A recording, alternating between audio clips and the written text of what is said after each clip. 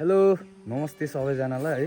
हामी चाहिँ अब ठ्याक्कै गडी जाँदैछौँ। हामी चाहिँ अहिले यहाँ ठ्याक्कै अनिलाको घरमा छौँ।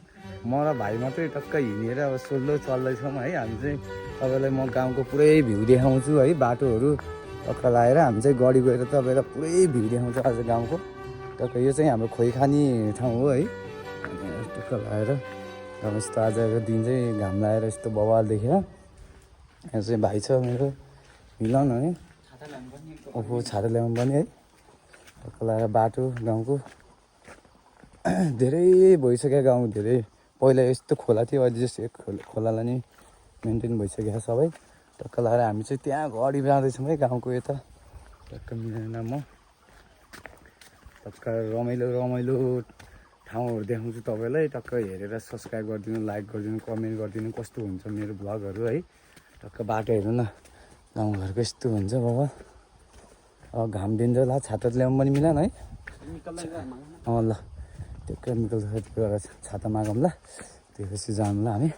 ल म फेरि बाँकी माथि गएर बनाउँछु। हेलो ल गाइज, हामीले चाहिँ साडु घरबाट छाता उठाइसक्यौँ है। टक्क लगाएर छाता अहिले ल्याएर राखिदिन्छु हो साडु है। अब सुतिहाल्छ अनि आमा हानी रहेनछ, हामी चाहिँ छाता निकालेर हिँडिसक्यौँ। अनि टक्क लगाएर हामी मौसम यस्तो बवाल माथि नै छ क्या। अझै टक्कै उकालो ठक्क धेरै हिँड्नुपर्छ। टक्कै हिँडेर कता जाने मिलन यताबाट जाने टक्क जाऊँ। अनि यता अब हामी चाहिँ त्यहाँ जान्छौँ। हामी त्यहाँ पुग्नु छ गडी है। गडी पुग्नु छ।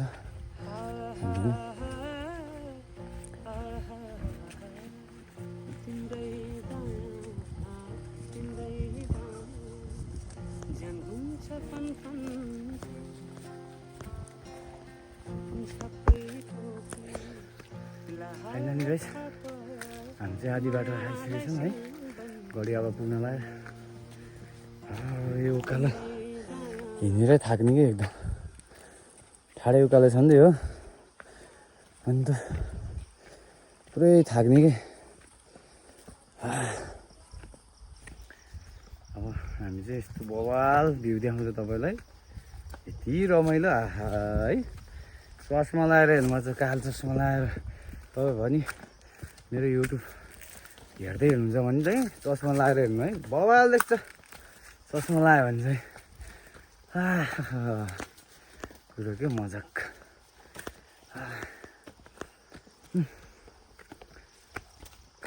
हामी चाहिँ अब यहाँ मुखमा चौतारा आइपुग्नु है। अब चौतारा गएर बसेपछि यति आनन्द आउँछ। आजको मौसम चाहिँ बवाल हो कि ल।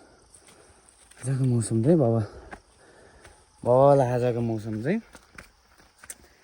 तर हल्का कालो भइसक्यो क्या गाउँ आएर। म कालो त कालै थिएँ तर झन् कालो भयो क्या म एकदम है। तर कस्तो लाग्छ तपाईँहरूलाई मेरो भ्लग चाहिँ कमेन्ट गरिदिनु पऱ्यो क्या तपाईँहरूले। मलाई लाइक गरिदिनु, सब्सक्राइब गरिदिनु, कमेन्टमा भन्नु पऱ्यो भाइ तिम्रो भ्लग यस्तो भयो। म त्यहीलाई बनाउँछु। मेरो फर्स्ट भ्लग हालेको कहिले यता फर्केँ कहिले यता यता फर्केको हुँदो रहेछ। थाहा थिएन नि त मलाई त फर्स्टचोटि बनाउनु पनि नआउने। अब चाहिँ बिस्तारै बिस्तारै बनाउँछु मैले। गाउँ हुँदैछ गाउँकै म पुरै भिडियो हाल्छु तपाईँहरूले। काठमाडौँ गएपछि फेरि म उता गएर हाल्छु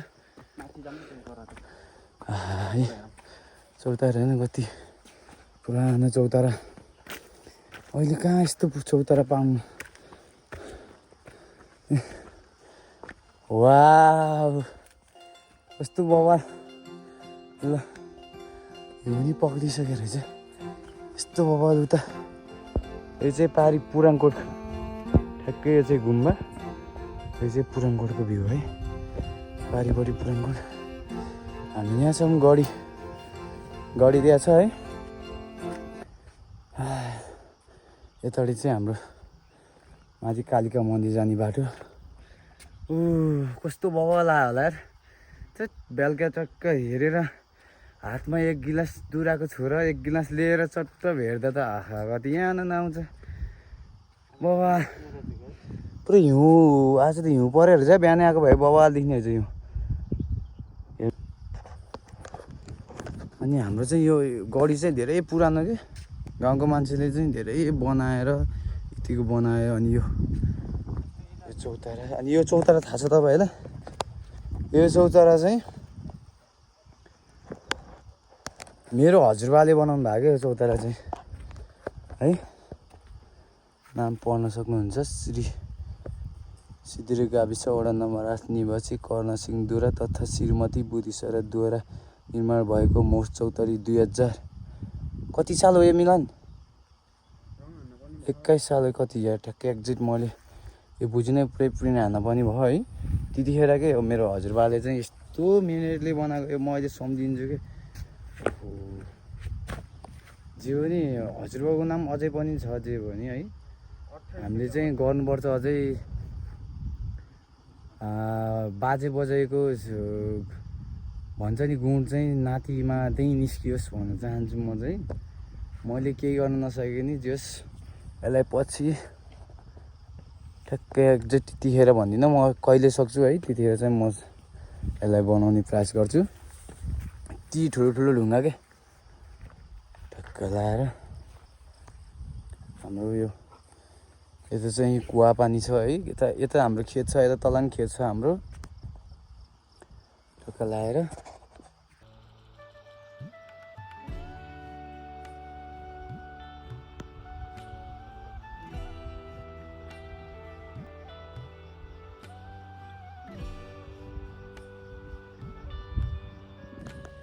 हेलो गाइस, हामी गढी आइपुग्यो अब है। हामी यहाँ चाहिँ पानी सानी पर्दाखेरि चाहिँ बस्न मिल्ने हाम्रो एकदम बस्ने ठाउँहरू पनि बनाएको छ। यहाँ हाम्रो मन्दिर छ है, एकदम चौतारा बादलहरू सरेर अब हामी चाहिँ गढी आइसक्यौँ।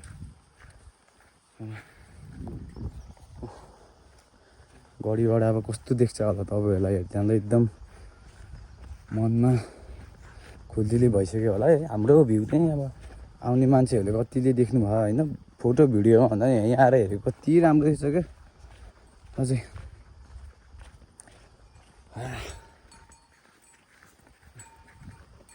हामी चाहिँ ठ्याक्कै गेट आइसकेपछि भैँसीले हान्छ क्या हो। यो चाहिँ हाम्रो तुर्लुङको भागले सहयोग गरेको सबैजनाको नाम लिस्ट तपाईँ देख्न सक्नुहुन्छ यहाँ आएपछि ठक्क लगाएर। अनि हाम्रो चाहिँ ठ्याक्कै यो तपाईँहरू जति पनि आउनुहुन्छ नि यहाँ घुम्न है, आएको मान्छेहरू चाहिँ फोहोर चाहिँ नगरिदिनु होला है। खानु बुढो जे खायो नि खानु, तर यो एरियातिर चाहिँ तथा हिँड्न फालिदिनु, बुढो ठाउँमा राखिदिनु। बुढो हामी यहाँ टिपेर लान्छौँ, सबै आउँछ है। अब ट्याक्कै भन्न चाहिँ खोजे होइन कि जस खायो यस्तो उता फालिदिन्छ। अरू हामी टाढा टाढाकोबाट आएको मान्छेहरू त सोध्छ नि त है, तुरुङगढको त यस्तो मान्छेले ती फोहोर हो त्यहाँ खाएर त्यसरी फाल्यो भने चाहिँ हामीलाई खाए जस्तो हुन्छ नि त। तर खाना चाहिँ हामी हाम्रै पाहुनाहरूले खानु भएको सबैजनाले, त्यस्तो नराम्रो चाहिँ भन्न खोजे होइन कि है।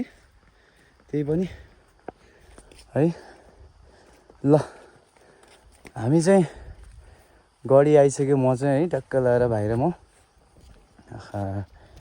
भ्यू हेर्नु यहाँ गाउँको सरर यस्तो बवाल देख्न सक्नुहुन्छ गाउँ टक्क लगाएर। अनि मेरो घर चाहिँ ठ्याक्कै यता छ है। मेरो घर चाहिँ यहाँ यस्तो बवाल भ्यू देख्छ क्या यहाँबाट चाहिँ। यहाँबाट यत्रो बाटो आएर थाके पनि टक्क यहाँबाट चाहिँ यति आनन्द आउँछ कि टक्क गाउँ हेरेर बस्नुलाई यति आनन्द आउँछ है। यस्तो बवाल भ्यू। तपाईँहरू पनि आइदिनु मेरो गाउँ भिजिट गर्नलाई, घुम्नलाई आइदिनु। हाम्रो गाउँमा चाहिँ होमस्टे पनि छ कि बस्नलाई। तपाईँहरू जस ठ्याक्कै भन्दा नि जस कल गरेर आइदिएको चाहिँ राम्रो सबैले होइन, कल गरेर आउनु। अनि त्यही अनुसारले हाम्रो गाउँमा पनि त्यही अनुसारले मिलाउँछ नि त सबै मान्छेहरूले हाम्रो होमस्टेको लागि, तपाईँहरू बस्नको लागि सुविधाहरू। यस्तो बवाल सर